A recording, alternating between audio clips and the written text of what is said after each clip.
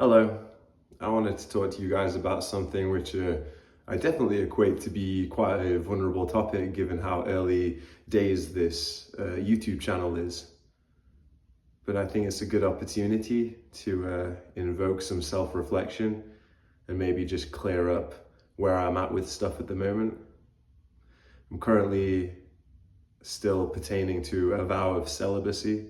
I definitely started doing these practices about over a year ago now, and I found that I was very, very drawn into the community. I could see the very real changes that were happening in these men's lives because they were being abstinent. They could utilize that energy for purposes greater than themselves. I really do want to say that I know a lot of people won't get this, and this isn't in any way to convert people to this side of thinking. I have seen night and day changes in my life and my way of thinking, conducting my business, and how I interact with other people, how I stand around other people, how I take in and build a tolerance for the chaotic energy of this world and learn to be a bit more empathetic and understanding. It's not all because of abstinence, but it's definitely come out from that. What has caused me to return to abstinence as of late was, I think, coming up to about a month ago, me and my partner broke up. I really liked her. Screw it, let's be real. I loved her very, very much so. And I do absolutely want the best for her on a real core level. And I'm very, very grateful to have met her. And I know she's gonna do great things. There's going to be such a glow up there. She is going to do amazing things. But I knew that from the breakup, I'm not saying there's no one better than her, because, like we never know who we're going to meet out in this world. And it's definitely unhealthy to put anyone on a pedestal and string them up. But she ticked like every single box that I didn't know I had. I know that I could have done stuff a lot more differently if I had prioritized certain things and kind of stepped out of my old muscle memory of just being a bit of an island. I've just always been used to retreating back to that when stuff gets a bit hard, just knowing that, well, if it ends, it ends. I am comfortable in my own company.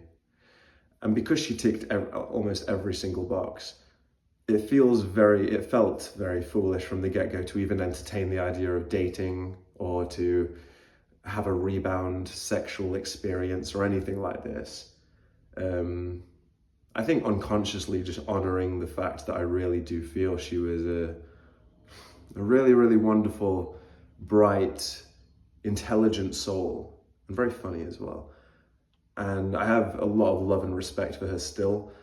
So as I'm progressing forward, I felt like the best thing that I could do for myself was to not ultimately just go about through the normal routes of escapism that a man usually goes into after a breakup. I thought it would be the right thing to do to return to abstinence, because I've just been back on my creative grind, if I'm completely honest with you. I have returned very much to making stuff, and over there is where my TV used to be. I slapped my TV on back behind there, and I feel like because I'm consuming via literature, and also I am engaging a bit in a bit of YouTube therapy as well, I am finding myself quite driven and inspired to be creating quite consistently at the moment.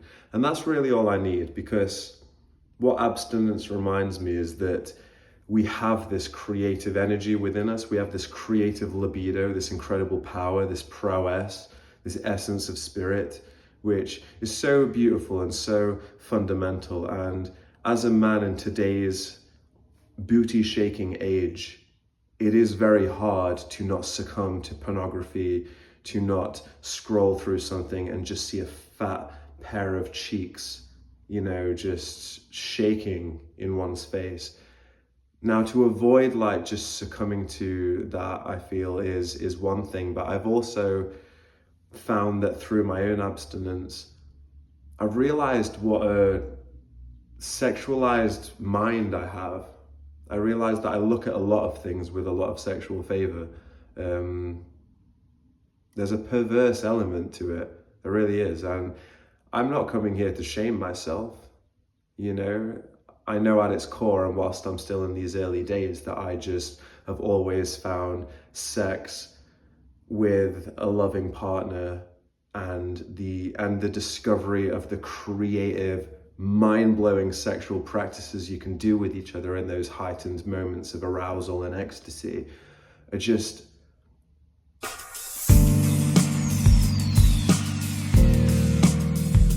incredible, absolutely incredible. And I personally am a big fan. Uh, And I know that because I hold the act of sex quite high up in terms of what I can offer as a human being and how I can express myself creatively as a human being, when I'm holding on to that, all that libido goes into my writing, it goes into my music, it goes into my poetry, it goes into my painting, my drawing.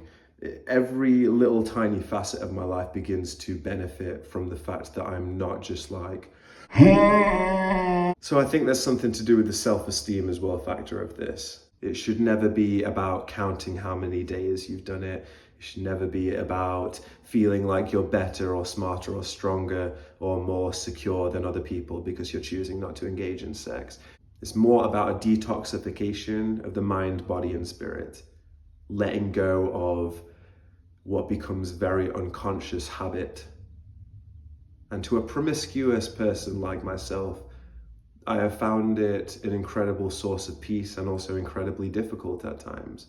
But I'm still abstinent, and I'm enjoying the benefits of abstinence, and I will continue to carry out this practice, not with any kind of mindset or goal to achieve.